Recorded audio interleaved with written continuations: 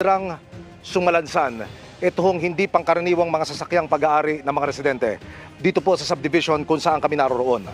Wala pong kuryente sa area na ito ngayon, tanging ilaw lamang ng kamera at ng setup ang nagbibigay ng liwanag dito po sa aming posisyon.